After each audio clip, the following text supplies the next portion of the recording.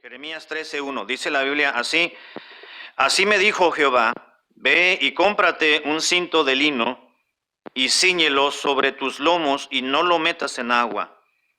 Y compré el cinto conforme a la palabra de Jehová y lo puse sobre mis lomos. Vino a mí segunda vez palabra de Jehová diciendo, toma el cinto que compraste, que está sobre tus lomos, y levántate y vete al Éufrates, y escóndelo allá en la hendidura de una peña. Fui pues, y lo escondí junto al Éufrates, como Jehová me mandó. Y sucedió que después de muchos días me dijo Jehová, levántate y vete al Éufrates, y toma de allí el cinto que te mandé esconder allá. Entonces fui al Éufrates y cavé, y tomé el cinto del lugar donde lo había escondido. Y he aquí que el cinto se había podrido, para ninguna cosa era bueno. Y vino a mí palabra de Jehová, diciendo, así ha dicho Jehová, así haré podrir la soberbia de Judá y la mucha soberbia de Jerusalén. Voy a permitirme leer nuevamente el versículo 7, porque entonces fui al Éufrates y cavé y tomé el cinto del lugar donde lo había escondido, y he aquí que el cinto se había podrido, para ninguna cosa era bueno. Padre, te ruego que en esta mañana vengas a nuestras vidas, a nuestros lugares donde estamos cada uno de manera particular, y que tu Espíritu Santo, Señor, nos pueda tender su persona y su labor extraordinaria para que venga a indagarnos. Y sea tu Espíritu Santo quien tome tu palabra de esta mañana y la coloque en un lugar muy especial en cada uno de los que estamos escuchando esta transmisión, en los que estamos escuchando la grabación y aquellos que estamos atentos en estos momentos. Te ruego que bendigas la predicación en el nombre de Cristo. Amén. La historia de este pasaje, hermanos, es sumamente interesante. Y por supuesto es una señal simbólica. Hay quienes creen que lo que hizo, las indicaciones que recibió el profeta Jeremías de parte de Dios para que fuese al Éufrates y tomara el cinto, comprara el cinto y se lo ciñera, se lo fajara, y después fuera al Éufrates, lo colocara en un lugar, en alguna roca, en algún peñasco, y después se fuera, regresara, se fuera a Jerusalén, regresara a Jerusalén, después tuviera las indicaciones de Dios para que regresara al Éufrates y luego encontrara el cinto. Después de ello tenía que regresar a Jerusalén para entonces dar la enseñanza a través de este simbolismo que había ocurrido. Algunos dicen sencillamente fue un sueño que tuvo Jeremías, algunos otros dicen que fue solamente una revelación, fue sencillamente un sueño que tuvo, pero todo esto, hermanos, no hay indicación en este pasaje de que haya sido algo. Sí es un simbolismo, es un símil. Claramente vemos un simbolismo con una enseñanza que Dios quería dar al pueblo, pero fue literal. Así que vemos en la palabra del Señor, hermanos, que Jeremías estaba en lo suyo. Jeremías era un siervo de Dios, era un profeta esperando indicaciones propiamente de Dios para poder dar una predicación, poder presentar un mensaje al pueblo, que dicho sea de paso, jamás el pueblo se arrepintió. El pueblo que estaba en aquel entonces, al cual Jeremías les predicaba, les profetizaba, les predicaba, les exhortaba frente a ellos, y en ocasiones pues lo hacía de una manera muy, muy peculiar, porque Dios les decía a los profetas, tómate un yugo y toma esto y toma aquello y ve para allá, y que todo el mundo te vea cargando, todo el mundo te vea vestido de esta forma, todo el mundo te vea. A un profeta le dijo, ve y cásate, y cuando estés casado tu mujer te va a ser infiel, o ve y le dijo, cásate con una prostituta, con una ramera, y la enseñanza debían de presentarla ante el pueblo. Y en este caso, hermanos, Dios le dijo a Jeremías y le pidió que fuera y comprara una faja de lino.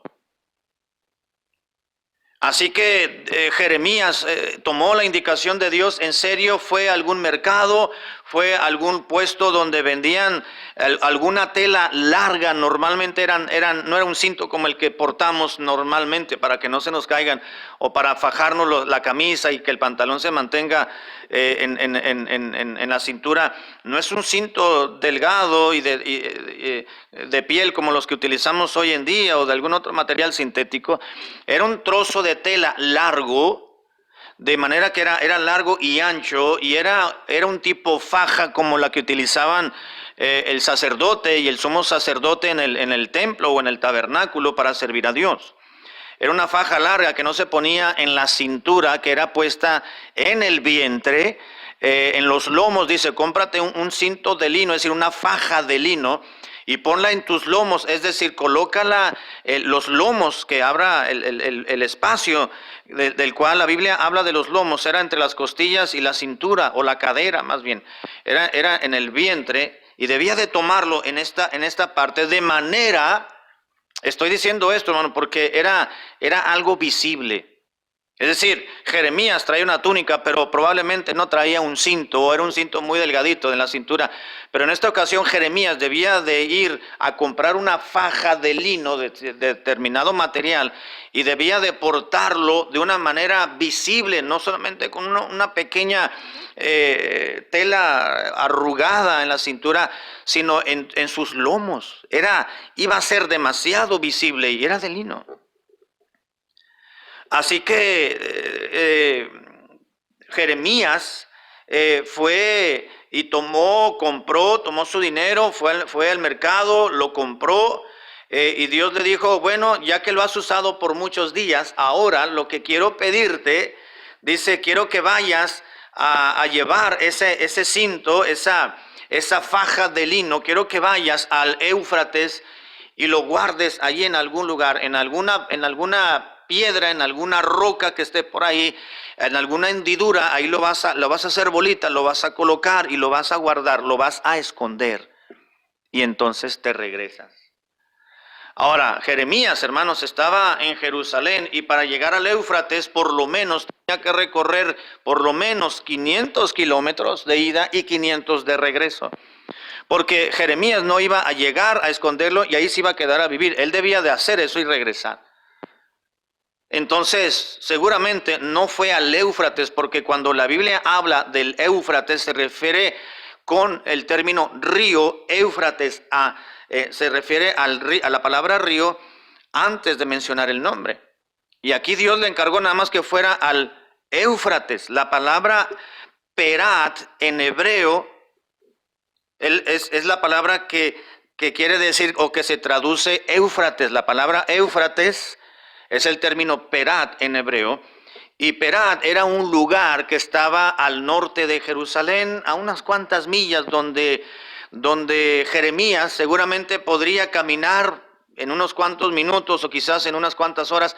Llegaba a Perat, ahí ese lugar, lo que hoy en la actualidad es Wadi Farah. Es un lugar que está todavía en Palestina, que colinda con Arabia, lo que en la actualidad es. Sin embargo, llegó Jeremías, lo colocó en aquel lugar y regresó. Nos dice el profeta en su relato, pasados muchos días. Pasó mucho tiempo, hermanos, y entonces Dios le dijo a Jeremías, dice, levántate y ve y recoge la faja de lino que compraste. Ve a aquel lugar, búscala de donde la escondiste, y quiero que la traigas y veas la condición en que se encuentra. Así que pasado mucho tiempo fue Jeremías, escarbó, quitó donde la había colocado, donde la había escondido, y la encontró podrida. Nos dice la Escritura que la encontró, dice en el capítulo 13 que ya leímos, dice, y sucedió que después de muchos días, versículo 6, le dijo Jehová, levántate y vete al Éufrates, a Perat, y toma de allí el cinto, la faja que te mandé esconder allá. Entonces fui a Perat, dijo Jeremías, al Éufrates, y cavé y tomé el cinto, la faja, del lugar donde la había escondido, y he aquí que la faja estaba podrida. Dice, para ninguna cosa era buena. Para ninguna cosa era buena. Así que le dijo Dios a Jeremías, mira Jeremías, quiero que vayas al pueblo, les enseñes la faja que ellos te vieron, la faja que estuviste luciendo, esa faja bonita de lino que compraste, deseada por muchos por la tela, el tipo de tela que correspondía al material de esta. Y aquel pueblo mío que te vieron cuando ibas y venías, cuando les predicabas, cuando regresabas, todo mundo te vio con esa bonita faja. Ahora quiero que la lleves y la veas deshecha, podrida, que ya no tiene utilidad alguno. Y Dios le da la enseñanza a Jeremías para que la presente al pueblo. El cristiano, hermanos, no debe ser como el pueblo de Israel. Dice la Biblia que Dios le dijo a Jeremías que ejemplificara la situación del estado espiritual del pueblo de Israel. Esto quiere decir, hermanos, que Dios había escogido un pueblo. Ese era lo que Dios quería, que el pueblo de Dios entendiera en aquel entonces que Dios los había escogido y Dios esperaba de ellos cierto corazón, cierto comportamiento, cierto estatus espiritual, y no solamente espiritual, sino en todos los ámbitos y todos los sentidos. Pero el pueblo de Dios, hermanos, con el paso del tiempo se escondió entre las costumbres paganas, entre las religiones de los pueblos paganos. El pueblo de Dios tenía un Dios, tenía una cultura, tenía una ley, tenía una forma de gobierno teocrática. Era Dios directamente obrando, dirigiendo, controlando conducta espiritual y moral de su pueblo, pero el pueblo se escondió por voluntad propia, se escondió de Dios y se escondió donde no debería de haberse escondido, como el cinto. De manera que Dios le dice a Jeremías, mira, esconde el cinto, ponte esa faja para que todo el mundo la vea, para que se den cuenta de que la faja representa a ellos. Que es un pueblo que yo escogí, que yo tomé de la esclavitud en Egipto y lo llevé a una tierra que fluye leche y miel. Todo mundo se enteró, la gente, las naciones, los pueblos en aquel entonces se enteraron de esa gran nación, de ese gran pueblo con fuerza, con dominio que prevalecía sobre sobre todos los nómadas que se encontraban. Cuando encontraron la tierra que fluía leche y miel, yo les prosperé, les di reyes, les di jueces, les di reyes, les di una ley. Se lucieron por todo el mundo, dice Dios. Pero de repente ellos se escondieron donde no deberían. Así que quiero decirles que como no han entendido, quiero decirles en qué condición se encuentran y cómo yo los veo. Así que Jeremías tomó el cinto, la faja, esa tela larga, ancha, que se puso como faja y ahora estaba podrida, estaba mohosa, estaba maloliente, ya no servía para nada, eran trozos que se iban cayendo, así que la tuvo que hacer bolita porque se le caía, ya no servía para nada. La humedad, el escondrijo donde estuvo, la exterminó por completo. Así que Jeremías llegó y le preguntaron, ¿y tu faja? Pues aquí está podrida. ¿Y ahora qué? Ya no sirve para nada, dijo Dios. Así ustedes.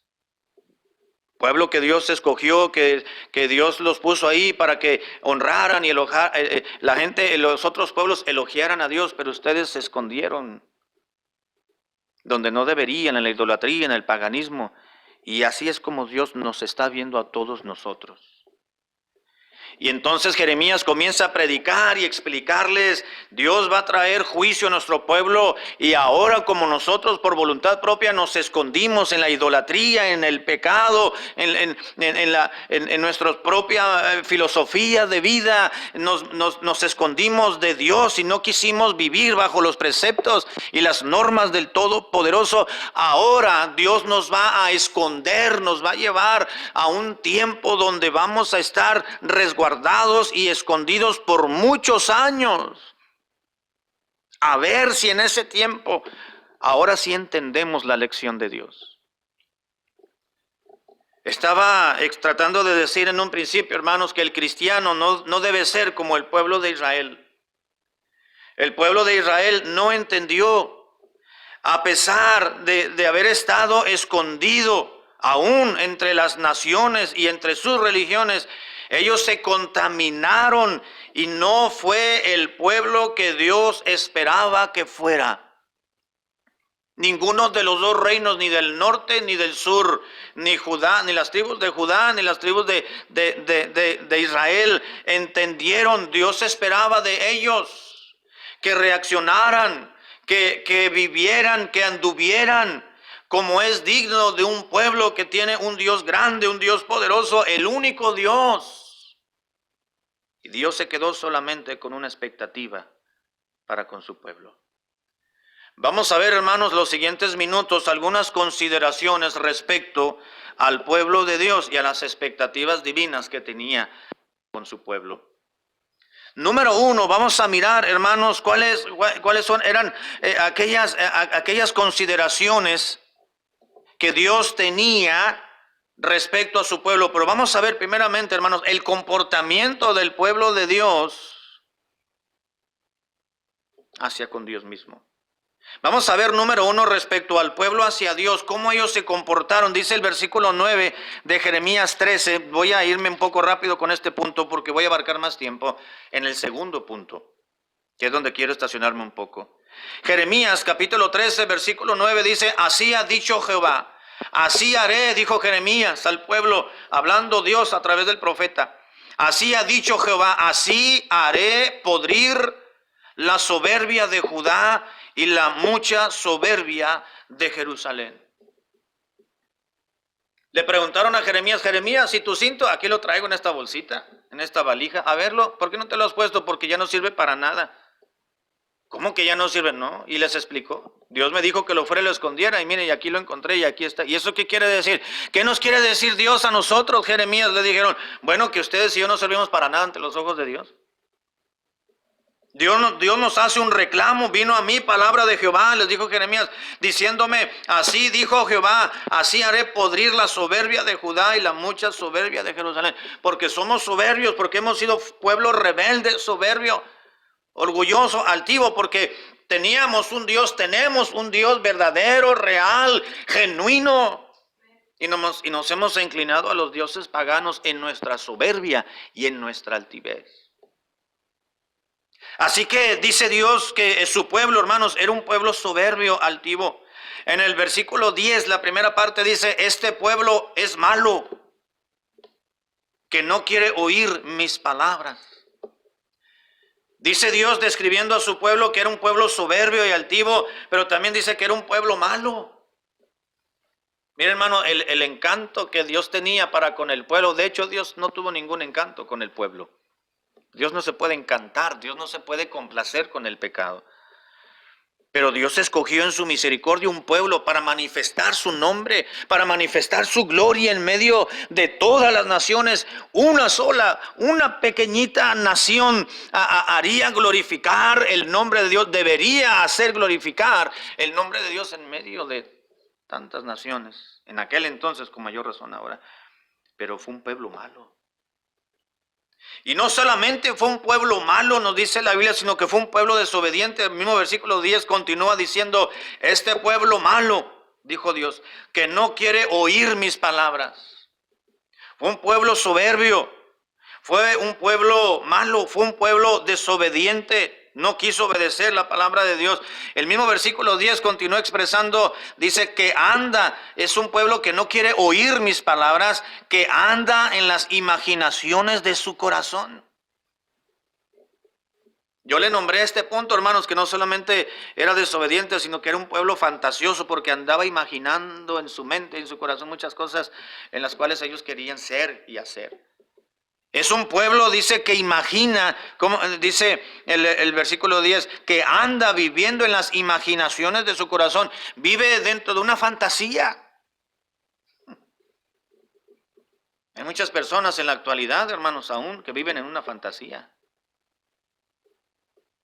Hay costumbres, hay hábitos, hay culturas, hermanos, fantasiosas. Hay religiones basadas en sencillamente imaginaciones del ser humano y la gente las cree. Un día llegaron unos mormones a la casa hace muchos años y llegaron y que querían que si yo quería ser salvo porque cuando yo me iba a morir me iba a ir a vivir a la luna y a las estrellas. Pura fantasía. Eso no dice la Biblia que vamos a vivir para la eternidad en las estrellas o en la luna. ¿Para qué? Dice, mi pueblo es fantasioso, es soberbio, es desobediente. Pero también dice el mismo versículo 10, este pueblo malo que no quiere oír mis palabras, que anda en las imaginaciones de su corazón y que va en pos de dioses ajenos para servirles. Aquí está el meollo del asunto, hermanos. Dios les está haciendo un reclamo a su pueblo. Dice, miren, están podridos. De plano, ustedes se pudrieron, huelen mal y heden. No solamente están llenos de moho, están humedecidos y la humedad los pudrió, los deshizo. ¿Ya ve cómo se come la tela, la humedad, hermanos, el moho? Y no sirve para nada. Pueblo desobediente, soberbio, altivo, fantasioso, pero idólatra. En todos estos pecados, hermanos, el pueblo se escondió. Así como Jeremías escondió esa faja de lino, el cinto de lino, como dice nuestra traducción en español. Así como Jeremías tomó la faja, la lució, pero después dijo, vete allá por indicaciones de Dios y escóndela, se pudrió. Así el pueblo, Dios escogió un pueblo e iba más o menos bien el pueblo de Israel. Pero ellos decidieron seguir las pisadas de otros pueblos y se contaminaron. Y ya no fue el pueblo que Dios esperaba que fuese. El mismo versículo 10 continúa diciendo, y que va en pos de los dioses ajenos para servirles y para postrarse ante ellos. Vendrá a ser este pueblo, vendrá a ser como este cinto, ahí está la aplicación, que para ninguna cosa es bueno. Ay, dijeron ellos. Bueno, yo creo que ni ay, dijeron. Porque el pueblo, mientras Jeremías les predicaba al pueblo, hermanos, el pueblo dijo, total, piensa lo que quieras, di lo que quieras, enséñanos lo que quieras. Nunca el pueblo reaccionó, hermanos. En aquel entonces, cuando Jeremías Dios lo escogió como profeta, el pueblo de Israel no entendió. Jeremías fue y Dios les presentó su mensaje con peritas y con manzanas, con tablitas, con cuadritos, con colorcitos, y el pueblo no entendió. No entiendes con la predicación, con el pregonar en la calle. Bueno, te voy a ejemplificar el mensaje para que lo entiendas. Jeremías, cómprate una faja de lino de buena y lúcela y entra el pueblo, camina, tráela encima para que te vean y vean, ¿verdad? Tu personalidad, pero sobre todo que vean la faja bonita y hermosa. Después llévala para allá. Ahora la traes y ahora enséñala que está podrida, así como están sus mentes y sus corazones, y este pueblo se pudrió por el pecado. Así estáis vosotros, dijo. Y para postrarse ante ellos, dice, vendrá a ser usted, este pueblo, como este cinto, dijo Dios, para que para ninguna cosa es bueno. No va a servir. Ustedes siguen hundiéndose en estos pecados, le estaba diciendo Dios al pueblo. Si no se arrepienten, van a hundirse en estos pecados, van a tocar fondo y entonces de plano no me van a servir y serán unos inservibles, unos inútiles como pueblo. Dios le dijo a Moisés en aquel entonces, hace muchos siglos atrás de Jeremías, les dijo, mira Moisés, ¿sabes qué voy a hacer? Este pueblo ya me hartó, ya estoy hasta coronilla de este pueblo, desobediente, soberbio, y los acababa de sacar, hermanos, de Egipto. Dios le dijo, son insoportables, no han visto la mano poderosa, portentosa con la cual yo los traje y los extraje del pueblo, y cómo los vamos llevando a una leche, a una tierra que fluye leche y miel. Le vamos a batallar, le están batallando ahorita en este trayecto para llegar a la tierra, y más le van a matar allá cuando lleguen, porque tienen que matar a esas 7 naciones que van a poseer la tierra prometida, pero la van a poseer y tendrán su propio lugar, y entonces se estará cumpliendo la promesa que le di al patriarca Abraham, que poseerían una tierra que fluye leche y miel. Pero el pueblo se fue rebelde. ¿Se acuerdan que Aarón le dije, Aarón, pues ya Moisés no viene, ni Josué, su asistente, su ayudante? Y a lo mejor ella se los comió una cabra, montés allá en la montaña. ¿Y ahora qué hacemos? No, pues vamos a ejemplificar a nuestro Dios. Moisés era el que hablaba con Dios, no nosotros. Nosotros no le conocemos, pues vamos a hacerle una figura, pues le vamos a hacer un toro. Tráiganos zarcillos de oro, aquí los vamos a fundir y hacemos uno. Hicieron un molde, esos batallaron, hermano.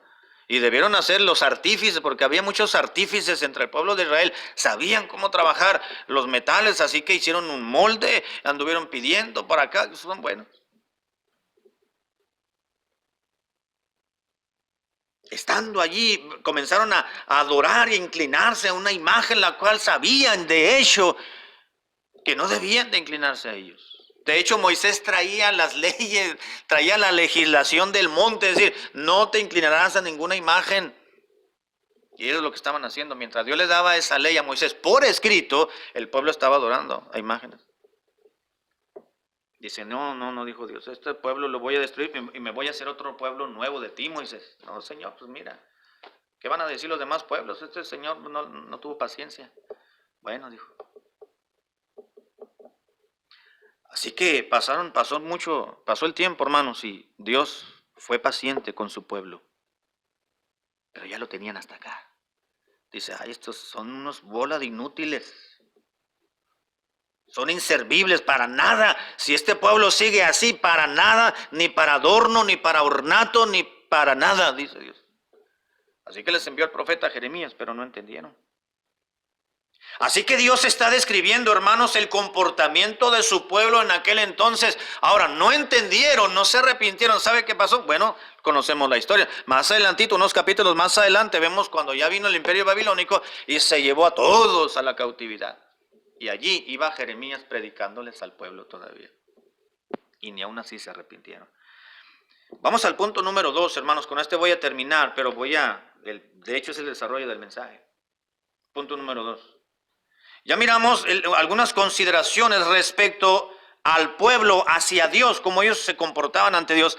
Vamos a ver ahora, hermanos, algunas consideraciones bíblicas respecto de Dios hacia con su pueblo. Es decir, la expectativa o las expectativas divinas hacia con el pueblo que él había escogido. Número 1, dice el versículo 11, dice, porque como el cinto se junta a los lomos del hombre, así hice juntar a mí toda la casa de Israel y toda la casa de Judá, dice Jehová, para que me fuesen por pueblo y por fama, por alabanza y por honra.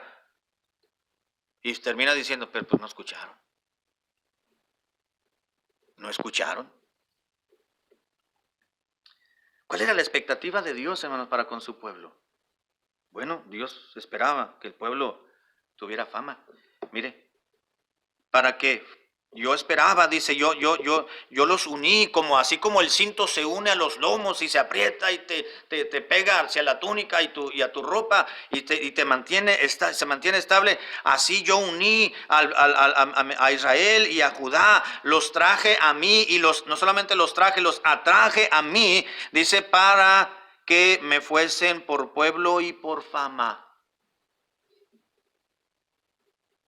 Dios escogió un pueblo especial, hermanos. ¿Sabe para qué? Porque Dios esperaba que ese pueblo le trajera fama. Y no confunda el término fama con el término fama en el sentido secular. Fama, la palabra fama que utilizó Jeremías, es más, Dios la utilizó, Dios lo expresó en el idioma que hablaba en aquel entonces, que hablaba Jeremías. Dios le habló a Jeremías en su propio idioma y Jeremías lo expresó y lo escribió, lo redactó, lo registró. La palabra fama que se tradujo al castellano viene de una palabra en hebreo, es el término Shem, solamente como referencia. Y este término en original que se tradujo fama habla de una marca de individualidad. Es decir, habla de una posición conspicua.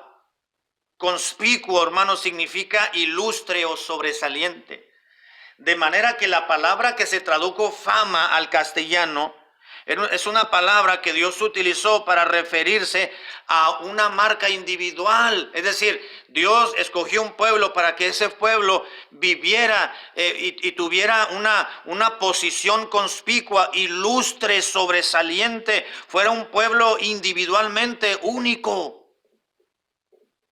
Eso se refería a Dios cuando dijo: yo levanté un pueblo para que se estableciese fama. Dice, para que fuesen a mí por fama. Es decir, para que los demás naciones, los demás pueblos viesen en este pueblo que yo escogí un pueblo con una posición individualmente única.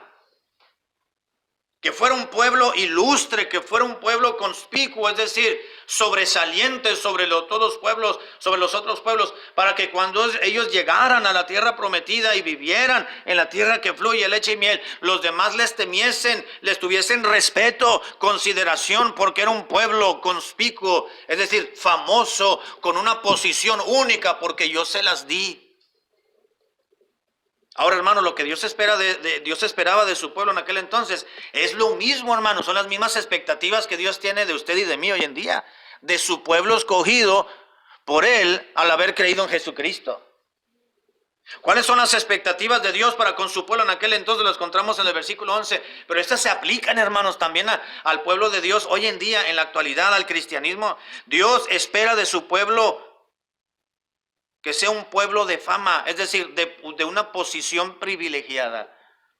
En otras palabras, hermanos, Dios espera de cada uno de sus hijos que donde quiera que estén o donde quiera que estemos, seamos de una marca única y seamos de una marca sobresaliente, que se note que somos una especie que pertenece al soberano, al Rey de los Reyes. Somos hijos del Rey de Reyes, así que somos príncipes. Y un príncipe, hermanos, hoy en día, las monarquías, las pocas monarquías que hay en la actualidad, para los príncipes herederos, tienen unas estrictas código de conducta en el cual va la vestimenta, el trato, lo social, de todo.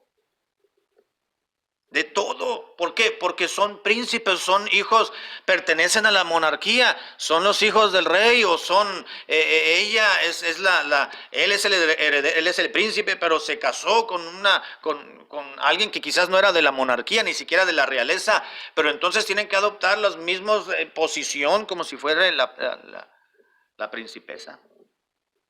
Los niñitos también no visten cualquier tipo de ropa, no visten cualquier tipo de anillito, relojito ahí que salió en Wish, ¿verdad? O la compramos en Amazon. No.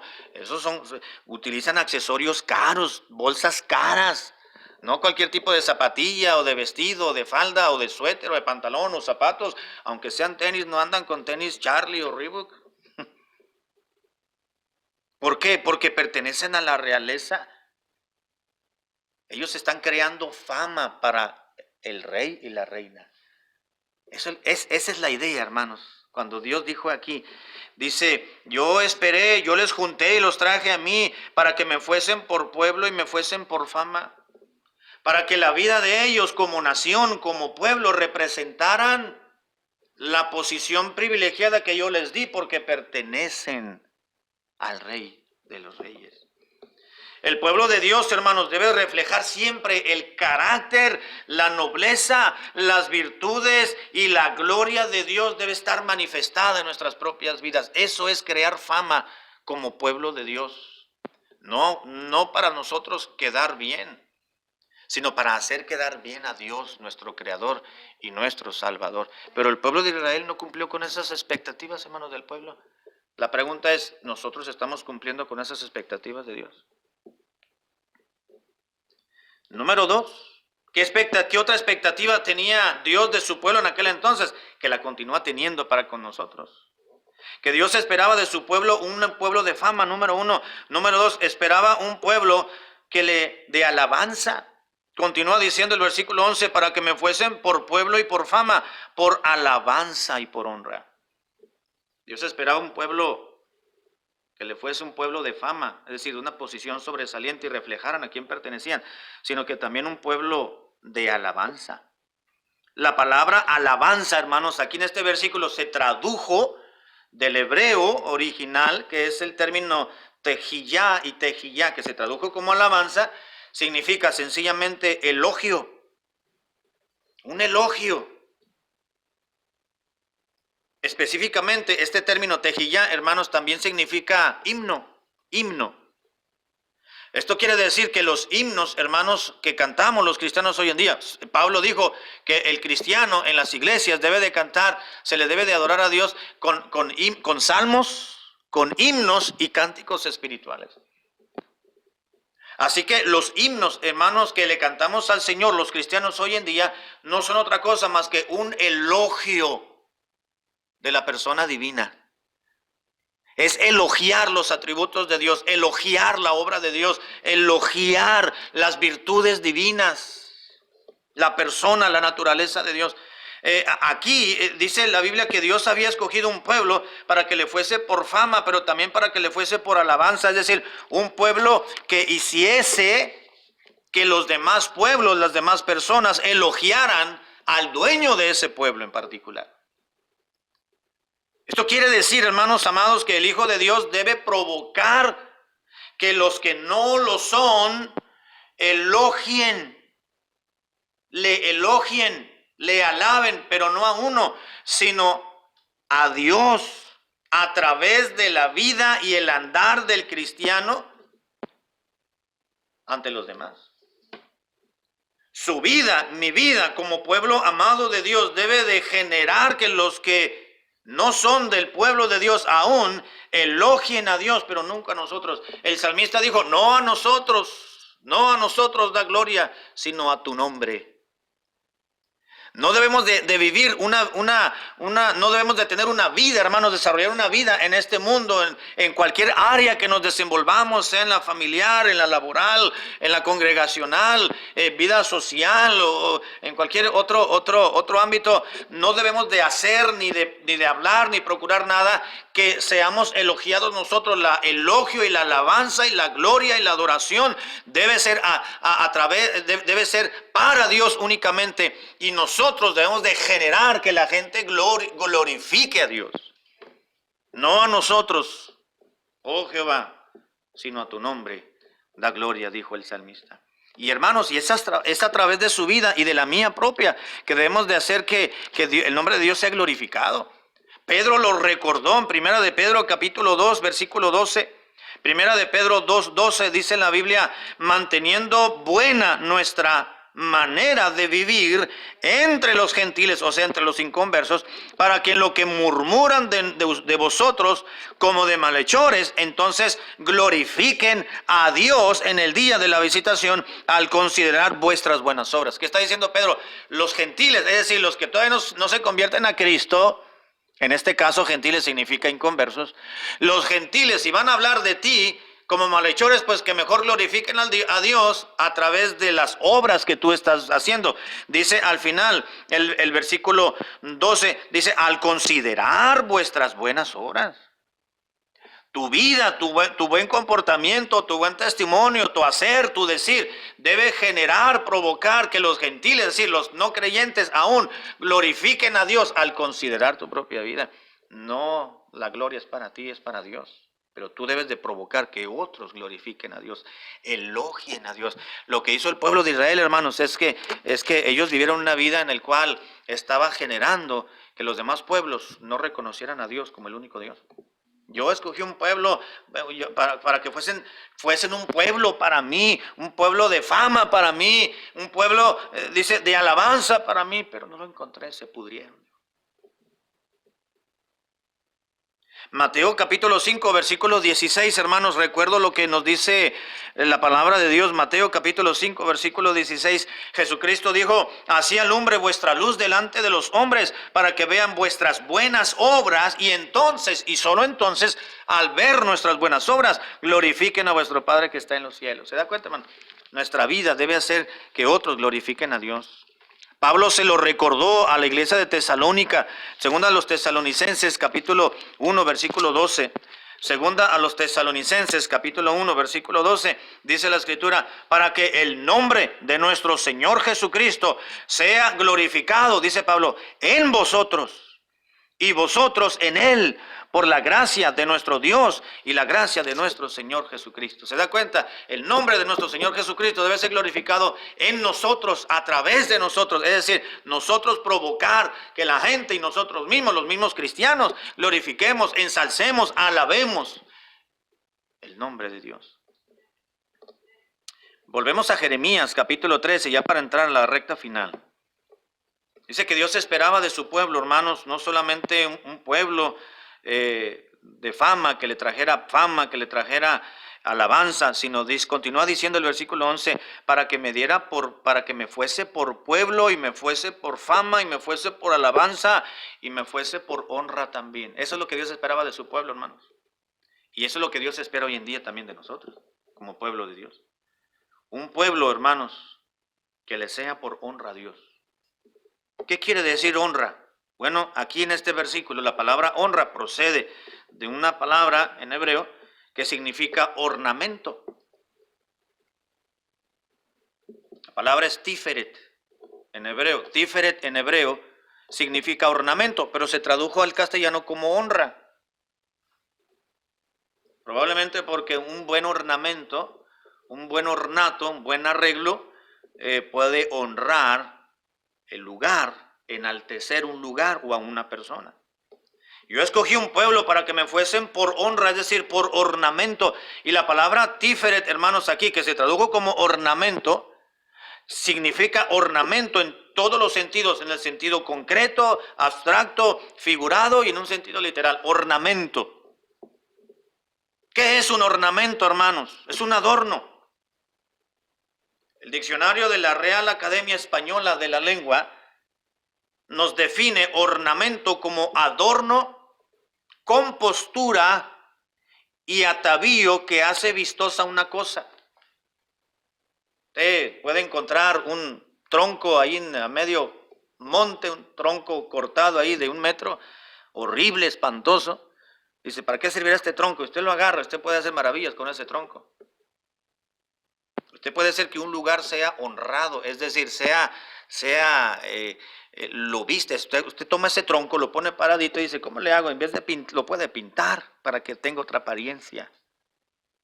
Recuerdo que cuando estábamos en la clase de escuela dominical hace muchos años, en la clase de primarios, entre 9 y 11 años, la maestra en ese entonces, ese año fue mi mamá, y nos dijo, vamos a arreglar el salón de clases del templo. Entonces se le ocurrió a mi mamá, dice, vamos a poner un arbolito aquí. ¿Y dónde vamos a sacar? Pues vamos a buscarlo. Y tuvimos que ir allá al monte, me acuerdo que fuimos a una ciudad como a 1 hora de ahí, aprovechamos, no fuimos a eso nada más. Y ahí entre la carretera nos orillamos, vamos a caminar y encontramos un arbolito como de casi unos 2 metros, el techo estaba alto. Casi pegaba los 2 metros, feo el árbol, todo tatemado, unas cuantas ramitas secas. Si suban al techo y esto va a ser, ¿cómo? Dice mi hermano, es ternero, dijo. Y ustedes van a ver el final, eso déjenmelo a mí, dijo ella. Entonces llegamos y ahí lo dejamos en el patio, ¿verdad? Ella se encargó de quitarle las ramitas, hacerle unos cortes con unas pinzas, ¿verdad? Y luego ya me parece que lo lijó, lo lavó, lo limpió con una esponja, ¿verdad? Con un estropajo, lo limpió, dejó prácticamente lisito, ahí lo dejó que se secara, después lo pintó de blanco. Después de alguna forma le hizo una base, ¿verdad? Para que el arbolito quedara paradito. Después se lo llevó al templo, al salón, y entonces comenzó ya pintadito el árbol, se miraba distinto. Estaba peloncito el árbol, ¿verdad? Pero comenzó ahí a ponerle unas ramitas, con unos listoncitos, ¿verdad? Que comenzó a ponerlos así en las puntitas. Después puso las fotos de las caras de los alumnos que estábamos nosotros ahí, los puso colgados, puso versículos. Y todo eso, hermanos, cambió. Un mugre árbol que se lo iba a comer la polilla quizás allá, o que iba a servir de leña, vino a enaltecer, a honrar un saloncito de escuela dominical. ¿Cómo le dio un cambio? Esa es la idea, hermanos, cuando Dios menciona aquí, yo me hice de un pueblo para que me fuese por honra, para que me fuese por ornato, para que la vida de ellos, la compostura, sus leyes, su proceder, su tierra, su gente, su cultura, su civilización, sus normas, su comportamiento, me enaltecieran, fuese un pueblo que me honrara a través de un pueblo que yo quise tener como adorno ahí en la tierra. Alguien dirá, bueno, pues, qué injusto Dios tener un pueblo como... Bueno, Dios es Dios, Dios hace lo que quiere, hermano. Dios hace lo que quiere, con Él es soberano. Si Él escogió un pueblo para que le adornara su gracia, su gloria en la tierra, es asunto de Dios, no es asunto nuestro. A nosotros nos corresponde acatarnos, agachar la cabeza y decirle, ¿tú quieres eso, Señor? Yo lo hago, no me voy a poner a preguntar si sí o si no. Así que Dios escogió un pueblo para que le fuese por honra, por adorno, por compostura, por un atavío que hizo vistoso a Dios aquí. En un principio el pueblo lo fue, pero después se desvió. Hay otra definición que encontramos, hermanos, en el diccionario real de la Academia Española, que quiere decir, ornato lo define como cualidades o prendas morales de la persona que la hacen más recomendable. ¿Sabe que también, hermanos, el ornato tiene que ver con las prendas que utiliza, y dependiendo el tipo de prendas, las cualidades de una persona y las prendas morales que porta le hacen más recomendable? ¿Sabe que Dios le encargó a su pueblo que vistiera de una manera singular? Pero también les dio leyes para que su comportamiento y sus cualidades fueran singulares también. En ello, Dios debería de ser honrado. Ornamento es también, hermanos, ciertas piezas que se ponen para acompañar a las obras principales. ¿Sabe cuál es la obra principal de Dios, hermano? La salvación, la redención. Y Dios quiere que nos ocupemos en nuestra salvación. Ocupaos, dijo Pablo a uno de las iglesias, no recuerdo cuál.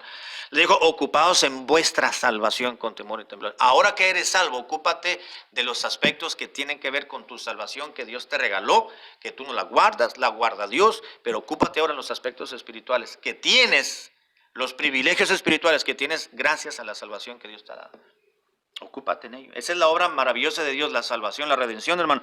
Y nosotros, a través de nuestra vida, de nuestro testimonio y comportamiento, somos las piezas que acompañamos esa obra principal de Dios. Yo me escogí un pueblo para que me fuese por honra, para que me sirviera de ornato ahí en la tierra y glorificara las obras que yo tengo. Y voy a terminar, hermano. Dice la última expectativa, la cuarta expectativa, bueno, esa es es la primera. Dice, para que me fuese por pueblo y por fama, por alabanza y por honra. Dice que Dios había escogido un grupo de personas para que le fuesen por pueblo. Más allá, hermanos, de entender que un pueblo es una población de menor categoría, es decir, no una ciudad, no una metrópoli.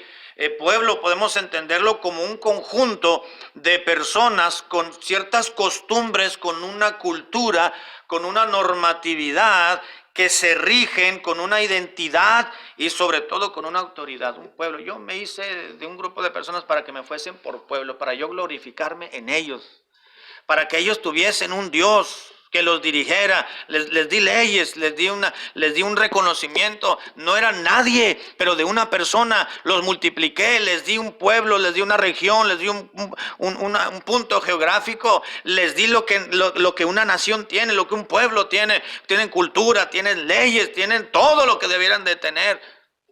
Pero es un pueblo para mí, pero se corrompieron. Y dijo Dios en el versículo 11, pero no escucharon. Y como no escucharon, dice Dios, para ninguna cosa son buenos. Son unos inútiles, son unos inservibles. ¿Por qué? Porque no cumplieron con la expectativa de Dios. La pregunta es, hermanos, ¿qué es usted? ¿Qué soy yo? Por si alguno me regresó la pregunta. ¿Qué es usted? ¿Y qué soy yo? El título del mensaje, y voy a terminar con el título. El título es Cristianos entendidos o cintos podridos. Ese es el título. La pregunta es, hermanos, ¿qué soy yo? ¿Pero qué es usted o qué eres tú, joven, señorita? ¿Cristianos entendidos o somos cintos podridos? El que tiene oído, hermanos, oiga lo que dice el Espíritu Santo. Dios le dijo al pueblo, como no cumpliste mis expectativas y lo que yo requiero y demando de ti como un pueblo, entonces eres como un cinto podrido, no sirves para nada. Pero Dios nos da una oportunidad, hermanos. Dios nos tiene escondiditos ahorita como el cinto. Dios nos tiene escondiditos por esta pandemia. Vamos a salir eventualmente y poco a poco en su momento, hermanos, pero Dios no nos encuentre podridos en nuestra relación con Él. Dios debe de encontrar un pueblo, hermanos, un pueblo para sí, como Él dijo, un pueblo, dice, para que fuesen por pueblo y por fama, por alabanza y por honra. Ya explico lo que quiere decir cada uno de estos, hermanos. Que Dios nos ayude, amados hermanos y muchachos, a hacerle un pueblo de honra para Dios, hacerle un pueblo, hacer de honra para Dios, hacer de alabanza para Dios y hacer de fama para Dios. Vamos a orar. Padre Santo, gracias por la exposición de tu palabra de esta mañana. Te ruego que la apliques primeramente a este siervo que está predicando, pero también a cada uno de mis hermanos que ha escuchado el mensaje esta mañana. Ayúdanos, Señor, para humillarnos delante de ti como no lo hizo el pueblo, por eso se hizo inservible, por su altivez que no quiso humillarse. Ayúdanos, Señor, a que nosotros sí nos humillemos, que sí te seamos un pueblo, que sí te seamos por alabanza, que sí te seamos para honra, que sí te seamos para fama. Porque no queremos que declares de nosotros, ni de nuestra casa, ni de nuestra familia, ni de nuestro cristianismo, ni de nuestra iglesia, ni de cada uno de nosotros de manera particular, que somos cintos podridos, como Dios lo expresó de su pueblo Israel. Padre, gracias por tu palabra. Permite que tu Espíritu Santo pueda enseñarnos mucho más de lo que este siervo inútil tuyo pudo expresar esta mañana. Ahora te ruego que nos despidas del servicio, de la transmisión, con tu bendición. Concédenos que esta tarde, nuevamente a las 6, podamos vernos a través del culto y la predicación. Te ruego ahora, Señor, por lo tanto, que el amor de Dios, la gracia del Señor Jesucristo y la comunión de tu Espíritu Santo sean con todos nosotros en el nombre de Cristo. Amén.